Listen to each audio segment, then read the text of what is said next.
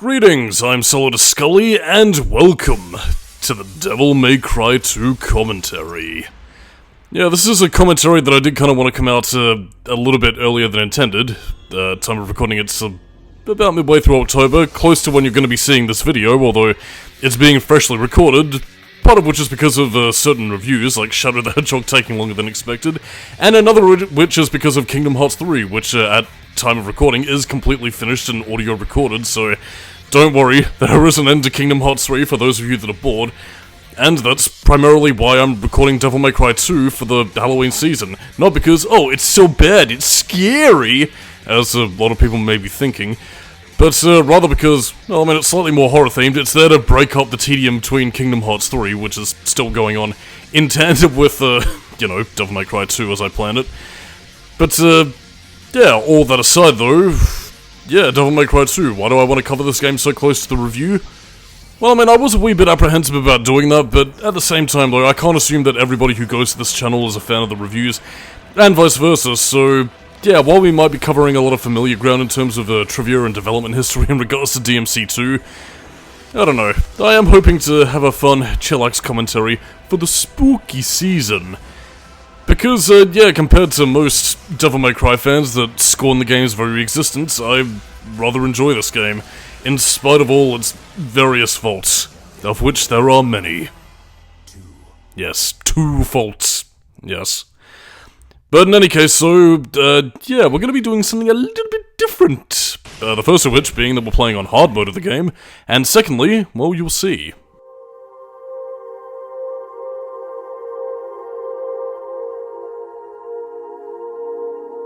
In a time long since past, in an age of darkness, when the earth was overrun with demons, and humans were powerless under their rule, humanity's hope lived in a demon named Sparda. With a spirit unlike any other, and wielding the sword that bore his own name, Sparda eradicated the demons.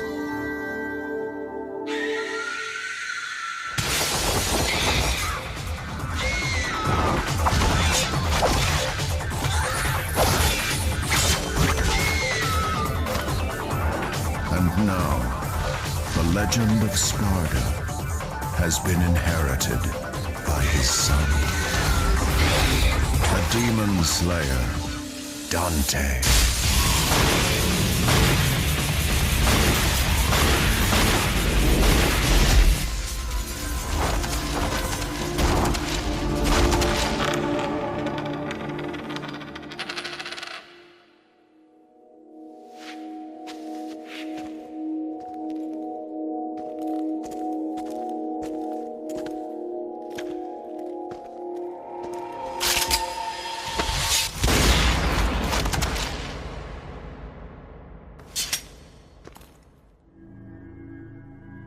You called?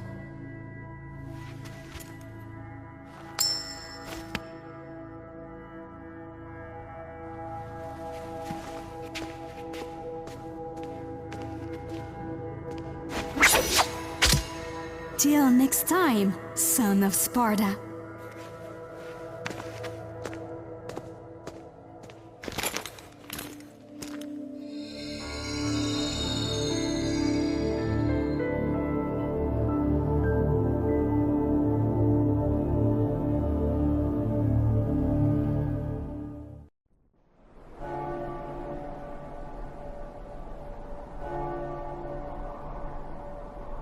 Well now, isn't this an interesting sight? Yeah, starting off with Mission 2, you might be wondering what the hell's going on here, but that's because, much in the same vein as plenty of Resident Evil games, like how there was Claire and, well, Disc A and Disc B for the likes of, you know, Resident Evil Code Veronica, yeah, Dante and Lucia basically have 2 different discs, depending on which story you want to play, but, you know, for the sake of making the game feel a little bit more complete than in fact it originally was, I'm going to be combining these 2 stories into one. So yeah, it's basically going to make the game go by a little bit quicker and fit within, excuse me, the spooky season of the month. So yeah, as you can tell, as we jump right into the gameplay, starting off with Lucia, obviously, yeah, the game does still have a bit of that macabre atmosphere, that Resident Evil influence of, examining items, learning how to solve tertiary puzzles, albeit at a greatly reduced rate compared to, what we're used to seeing from, the first game, which was very heavily influenced by the tank controls era of Resident Evil. But yeah, DMC2, as you're going to soon be seeing, has its action focus much heavier on the, combat and action side of things. Bit of a shame that it's not what a lot of people fondly remember the game for, if at all really, but it's neither here nor there in this case. The thing to note about Lucia in terms of her unique selling point is that, again, much similar to Dante, she does have a devil trigger, and she is very combat capable. You don't quite learn it immediately, but she is part of a clan known as the Protectorate of the V de Mali. Basically a clan of people sworn to defend, her homeland from the demons. But yes, it seems that, not exactly through her own fault here, demons have decided to come and run amok across the land. Who's doing this and why are they infesting the world with demons again? Well, we shall soon see. But yeah, compared to Dante's, who I'm playing on the hard mode, Lucia is pretty much focused purely on the normal mode. Not that you'd really be able to tell because of the ease of difficulty, but that's really more to do with the fact that Devil May Cry 2 as a game was blatantly, unfinished. Well, you know what, I tell a lie, it was finished in 6 months, mostly thanks to the efforts of Hideki Itsuno, who would end up taking the helm of the series from this point forward. Because, there was a lot of fucky development history behind the scenes of Devil May Cry 2, and again, if you haven't seen my review, available now on Skully's channel, well, I'll be there to reiterate it to you in due time. But, needless to say, Lucia's Devil Trigger does contain a few unique moves of her own, and, can be quite powerful that I don't tend to see a lot of people use in terms of their gameplay, but then again, that's all to be covered in due time, my friend.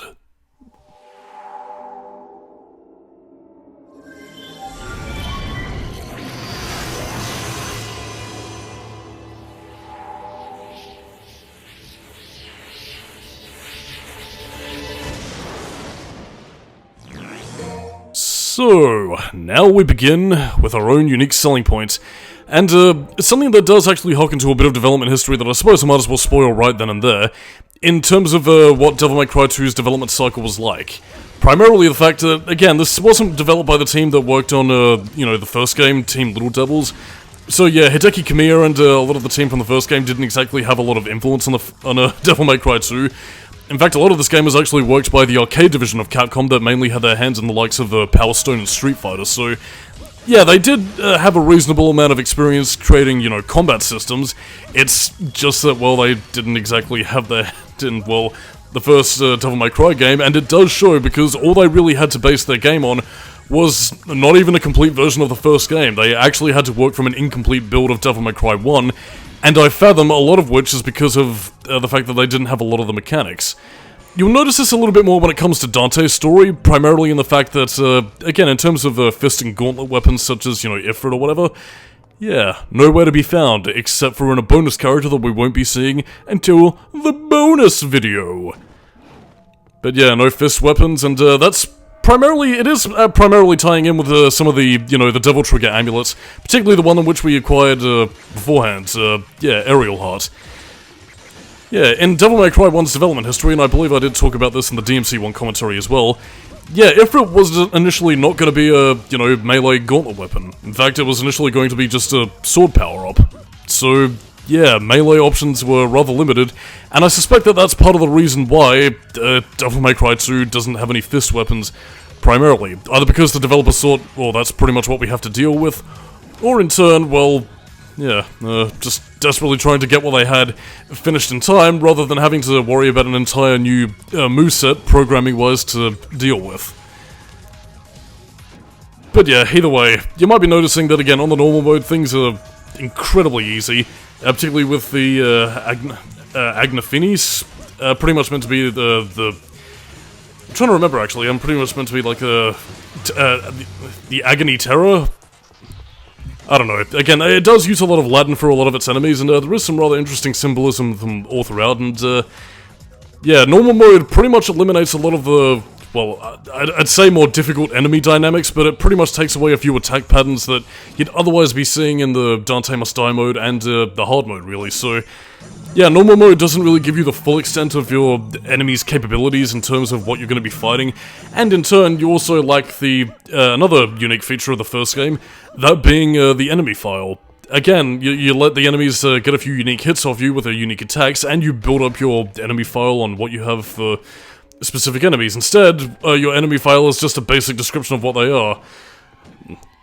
So, like, I just remember what the Agnifinis was called. It's called the Bound Agony. And you do have similar variants, you know, the Bound Terror, the Bound, you know, whatever. So again, like, it is Latin, but, you know, in terms of actual attack patterns and anything else, it's pretty much just your basic sort of, these enemies were caged and starved because they were heretics who followed the demons in the Vida Mali.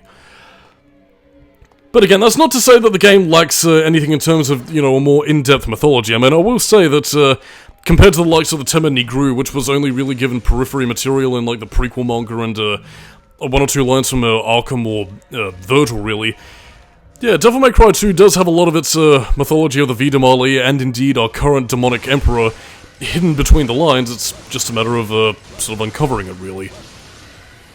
But a lot of that stuff you're going to be finding out as we progress towards the end of this part, and indeed throughout the rest of the game, so, yeah.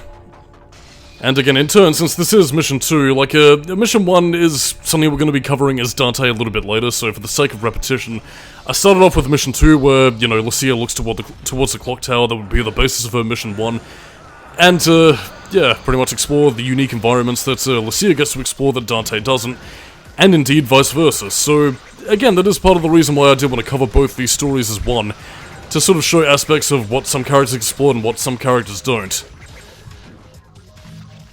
But yeah, needless to say, to talk about additional mechanics added specifically for this game would, be basically early adoptions of the style system that Devil May Cry 3 would eventually refine.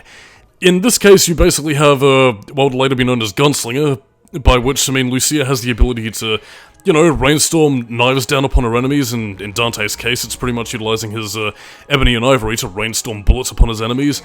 And indeed, some of your more acrobatic mechanics, the Trickster moveset. Although, I honestly kind of prefer the Trickster moves in Devil May Cry 2 as opposed to 3, because, yeah, I don't know whether or not it was by proxy of the structure of the third game going back to 1's philosophy as opposed to 2's more open nature, but yeah, it's not quite as fluid as it is in 2 for DMC 3.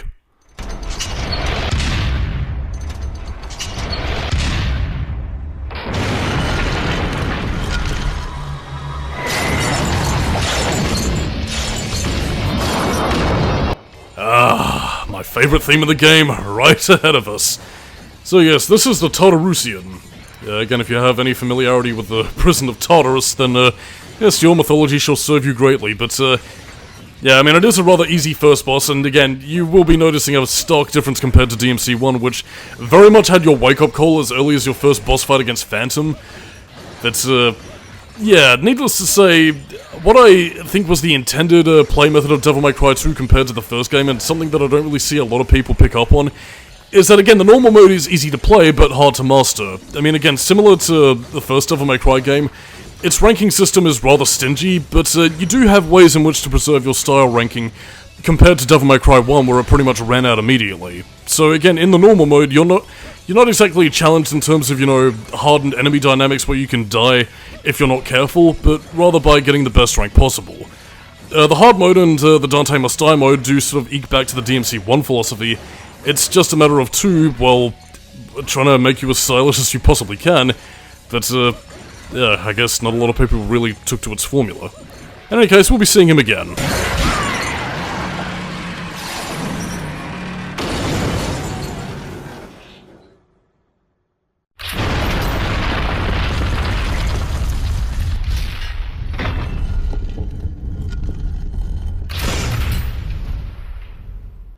Ah, Arcana.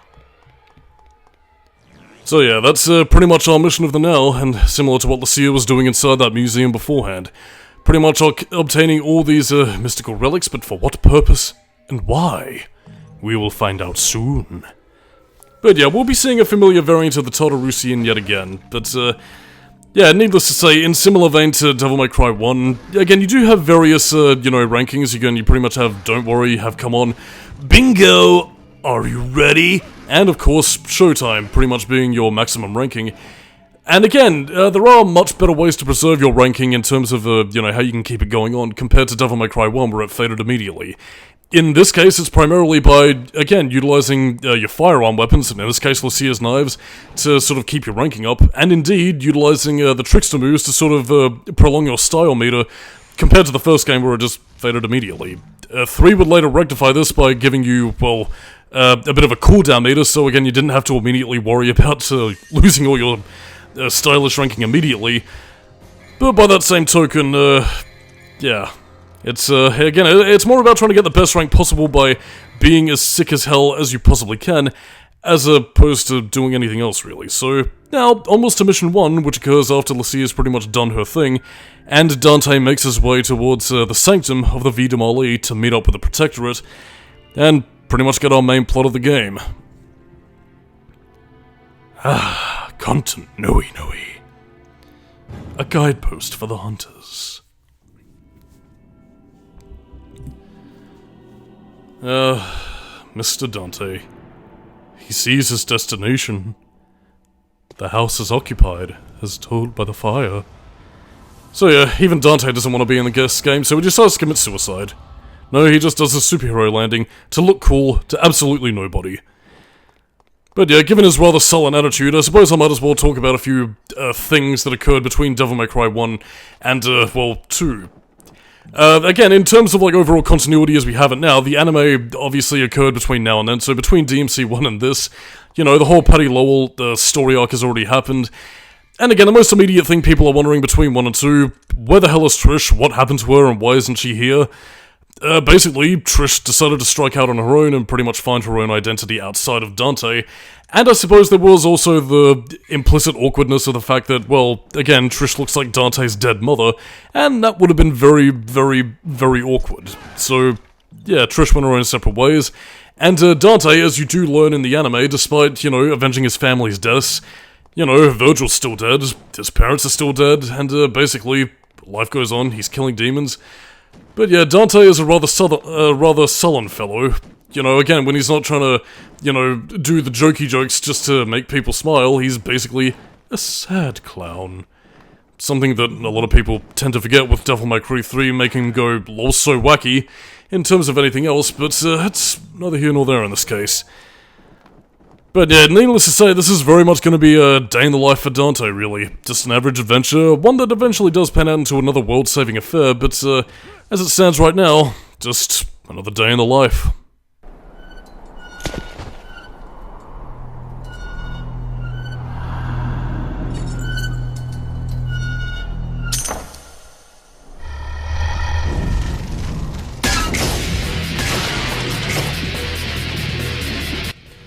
And now we get our proper introduction to the Bound Agonies. And again, if you are, like, very attentive on your feet in terms of combat, yeah, you're pretty much gonna be kicking these things' ass no harm, no foul, but again, it's the beginning of the game and not something that I feel should be judged for a vast majority, and yeah, as you're seeing with hard mode, you do begin to see the Bound Agony actually having a few more attack patterns, and the damage output, once again, being a little bit harder. So, again, to kind of illustrate the differences between difficulty modes, again, normal mode, again, you pretty much have your same basic moveset that you had before, enemies have less enemy dynamics, and, yeah, hard mode pretty much increases enemy attack patterns, they're a bit quicker on their feet and do dish out a little bit more damage. And, once again, with the must-die mode, enemies also have their own devil trigger, your, Dante's own devil trigger doesn't quite heal them as much, and, in turn, you're basically left at the mercy of, well, yeah, your abilities. So yeah, a lot of the challenge of the normal mode, and indeed the game at large, which I suspect was basically all they could really do in lieu of, some of the more hardcore enemy dynamics, is primarily trying to get the best rank possible and, well, yeah, actually trying to keep your combos going up. Something that's made a little bit harder with a few of the enemies in this game, because Devil May Cry 2 wanted to experiment with more aerial-based enemies, and, yeah, it's sort of done in a combat system that doesn't quite, well, accommodate for it. again, if you had a means to reach enemies a little bit easier, akin to, say, you know, Nero's Devilbringer that allows him to slingshot up to enemies and pretty much grab them with his demon arm, or supposed to use another example, reboot Dante's, you know, his little slingshot kind of thing, that would have been acceptable, but sadly, Devil May Cry 2 Dante has no such apparel apart from, you know, the aerial trigger, which is pretty much only reserved for Devil Trigger, so when you run out, you're not exactly gonna have any means of easily reaching enemies. Or at least not with your swords, and, yeah, in terms of a lot of things, mechanics to sort of talk about things, first of all, twosome time, gunslinger style perfected in this game, where, again, pretty much point your guns at two separate enemies, and, yeah, you can pretty much aim at them. And, of course, Squadala, you get yourself some unique gunslinger style action going on. It's handled a little bit differently compared to Devil May Cry 3, where it's pretty much just a one-button tap with a circle button. But, yeah, in Devil May Cry 2, you have to actively position yourself between two enemies, so, again, there are a few kinks in the design yet to be sort of worked out, but at the same time, though, it is there to sort of build up your ranking, and, again, compared to, you know, later games in the series where guns would lose relevance, particularly in the first game as well, they were rather important to building up your style ranking early in the game and getting stylish ranks. Because again, in DMC1, if you hit enemies up in the air and continue to open fire, you continue to get style points, thus contributing to stylish. And again, Devil May Cry 2 was much in the same way. It's utilizing weapons, as was the original mechanic that inspired Devil May Cry 2 to begin with. Get enemies up in the air, juggle them with your guns, and bada bing, you do the thing. Gunplay for all. But yeah, these are ostensibly, well, the secret rooms that's pretty much going to be making up the replacement for our secret missions. You pretty much have a whole bunch of enemies to face in terms of anything else, and yeah, that's pretty much all she wrote. So yeah, this is pretty much what you're going to be using to get all the blue orbs in the game, and again, since I am using some of the footage on the review, I seem to recall I ended up missing one, which was in a much later mission in the game, but whoop-de-doodle. But yeah, needless to say, I'm pretty much just sort of, you know, tackling these elements as they come, so, yeah. This is also me very much just trying to show off the combat in the best means that I can, because, yeah, in a similar vein to the first game, it doesn't quite have the same sort of refinement as what you would have seen in the original, and indeed, also has a lot less moves to go around, so, again, it does technically contain some of the moves from the first game. Again, you will eventually get round trip, you know, air hike as you're seeing with your double jump. The thing of it is, compared to the first game, is that you already have these abilities unlocked, so again, you don't need to, you know, head off towards, you know, the Statue of Time, purchase moves, and, you know, basically have to buy all your moves again, all the way from the beginning, so, yeah, what you're basically going to end up doing in terms of how you purchase your moves is that you pretty much have everything from the beginning. It's just a matter of, you know, mixing and matching your combat and figuring out the moveset. I mean, Dante does have a basic 4-hit combo that, depending on which way, you know, you intuit the analog stick, you can improve to a 5-hit and then a 6-hit combo. And, yeah, that also changes depending on whether or not you have, you know, the R1 button held down, and as well, you know, how you intuit your moveset. Again, if you land down, similar to how Lucia had that little subtuple head spin, Dante has a little bit of a shield bash. And, yeah, you have a helm splitter, you know, your basic stinger moveset, all that kind of stuff. But, don't expect the stinger to be, you know, as game-breaking as it was in the first game, because, yeah, I mean, while it is very useful for closing the gap between enemies, it's, also not quite as, spammable. Again, you do still have, abilities like, you know, the million stab, or, you know, sweep kicking your enemies and whatever, but, yeah, needless to say, it's not going to be something that's going to save your bacon against... Well, I mean, I say save your bacon against some of the harder foes, but I mean... It's weird, I say that in jest, but Devil May Cry 2 does have moments of difficulty that do surprise you here and there. They might come at some of the most random of opportunities and during some boss fights, but it does have it. But again, as I said beforehand, your main precipice is to pretty much preserve your Showtime ranking, and, yeah... maintain your style ranking as part of the difficulty curve. So I suppose in that sense it does make Devil May Cry 2 a much different beast compared to the first game, but it is familiar enough that I feel that it doesn't quite tread on a lot of people's toes, apart from, well, its obviously unfinished nature, but again, that's already been well documented, and I suppose to talk about differences right here and now, yeah, gold orbs. Compared to yellow orbs, which from the first game were very much there to sort of start you off from the previous room, again, basically in lieu of Resident Evil's traditional ink ribbon system, like whenever you died you pretty much start from the previous room, yeah, gold orbs pretty much allow you to instantly revive and, you know, pretty much start from right where you left off, really, with again, it's basically the equivalent of, basically an auto life. So, yeah, that's, much more handy, and, I believe the Devil May Cry 3 Special Edition would actually later, give you the option of having, you know, both the yellow orb, if you wanted to start from the previous room akin to the first game, or give you a gold orb, basically letting you pretty much pick up right where you left off. And I mean, again, as you are seeing, like, with a lot of these game mechanics, like, I mean, again, Devil May Cry 3 might have improved a lot of things, but you will be quite surprised to see that a lot of its, you know, elements, you know, the style system, you know, some of Dante's movesets here, a lot of it did get its start in Devil May Cry 3, up to and including a lock-on feature. Although, rather bizarrely, it's not toggled on and off as you'd expect. It's pretty much automatically locking onto an enemy, which you can toggle on and off via the L2 button. Yeah, it is quite unusual in that aspect, but yeah. In any case, in terms of basically what I'm showcasing right here, yeah, yes, the Agnafinis, particularly the shield carriers, they're pretty much going to be using their roll and attack. Ugh, I feel dirty just saying that. It reminds me of that terrible, terrible show that must not be mentioned that was mistakenly given the Devil May Cry IP. But the less said about that, the better. But yeah, needless to say, Devil Trigger actually does change up your moveset somewhat. Again, again, depending on how you play your attacks, it does pretty much give you a 4-hit combo, and in turn also gives you, well, the million stabs, so... Yeah, it really is about varietizing your moveset more than anything else to really make combat not only look stylish, but in turn, just sort of making the best out of your abilities, really. But I suppose, yeah, you know what, I'll save a lot of my complaints for later. I mean, I am very much in a bit of a ramble mode to just sort of explain everything the best that I can. But again, while you don't buy, you know, specific moves from the Statue of Time, everything else very much applies. Again, you can get blue orbs to improve your health, purple orbs to improve your Devil Trigger, vital stars, devil stars, large or small, to, you know, improve your standing. You have a holy star, which is there to pretty much, you know, get rid of any status ailments, and you have the smell of fear, which basically gives you a 3-hit untouchability. I guess replacing the untouchable stars from the first game, which pretty much granted you invincibility anyway, but like waste, I suppose. Oh yeah, baby, trickster style, in all its glory. Hell, let's do it. Sick triple backflip over towards the other side. But oh shucky darns, we can't access it. Or can we? Oh no. We're trapped!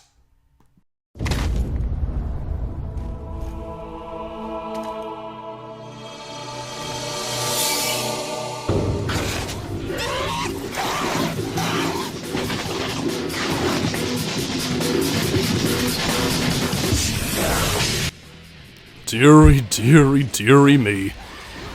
But yeah, a lot of these enemies are very much the nuts of the game. What you'd be seeing is the equivalent of the puppets, and again, while they are still fairly easy to take out even on the hard mode if you know what you're doing, yeah, a lot of these enemies are still quite interesting, and I do enjoy the fact that they do have additional attack patterns, and again, like, I mean, again, a lot of it is also about not tanking any hits that would otherwise ruin your style system, because much in the same vein as DMC1 and, well, most games in the series, really, yeah, take one hit from an enemy and your style ranking is going all the way back to, don't worry, I got you.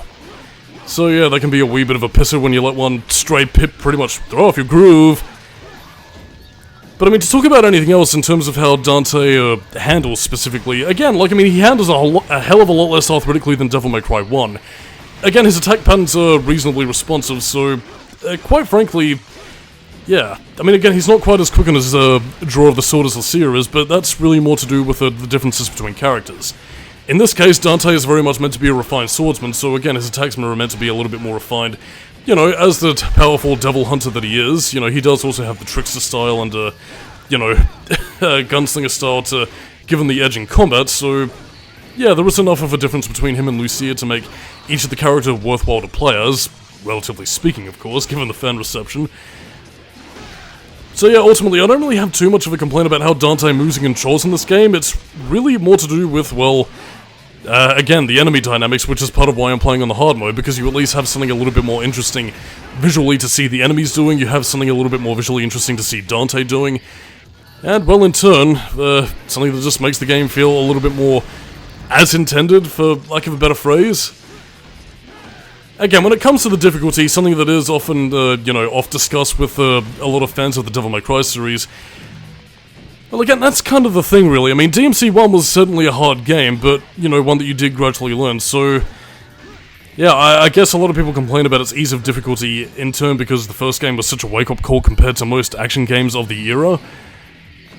But, I do also have to wonder if in turn Devil May Cry 3 might have also played a bit of a part in that, because, to go into a bit of a topic with 3, again, that game's, normal mode was the Japanese hard mode, so I guess a lot of people who went back to DMC2 probably thought, oh, it's not hard, love. Yeah, I'm hard as fuck. I play hard games. And DMC2 is not hard. It's not hard like my arse. So, yeah, I guess maybe they wanted to say, oh man, this is the pussy game, so therefore it is bad.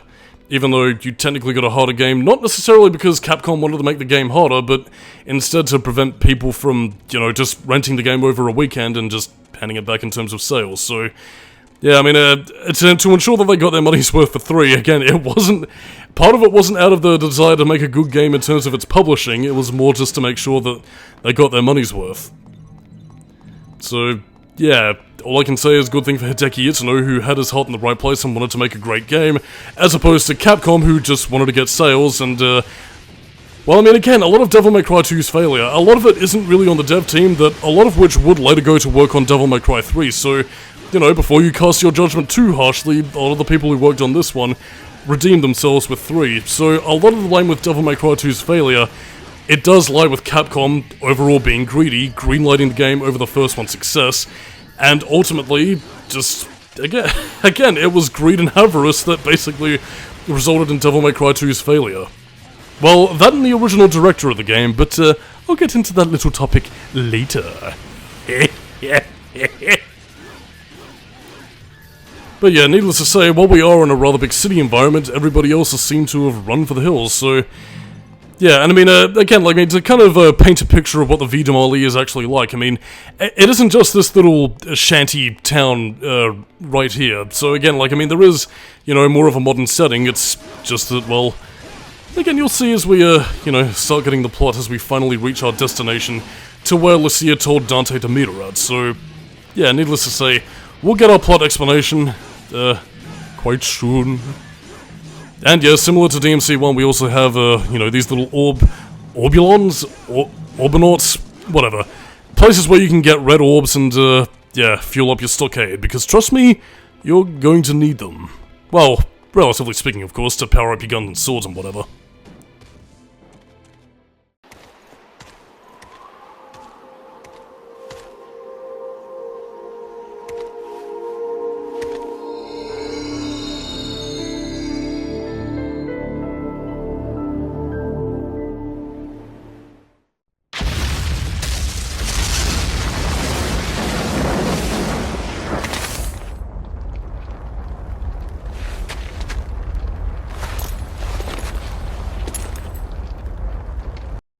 Oh, dearie me. Now where is Lucia going to live? So yeah, very cutscene light, in a similar vein to the first game, but on that note, I'm Solidus-Skully, keeping new metal, and next time on the Devil May Cry 2 commentary, well, we're going to be continuing our adventure as we begin to learn more about the game's plot. Catch you next time.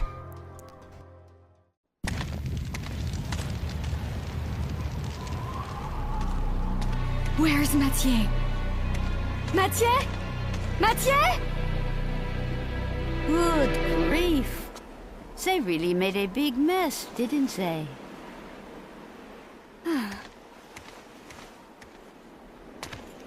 It sure took him a while to find this place.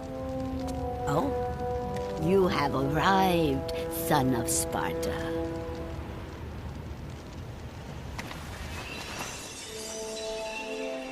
You knew him? Oh, yes. We are the guardians of this land, Vie de Marly. Our clan once fought against the demons with Sparta, son of Sparta. We must ask this favor of you.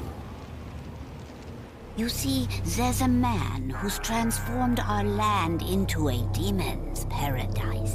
His name is Arius. And although he is the president of an international public corporation, he uses the demon power. Please, deal with Arius and his master for us. Looks like it's your lucky day. Wonderful!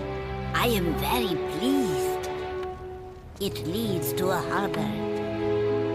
If you are successful, I will tell you a story about your father, son of Sparta.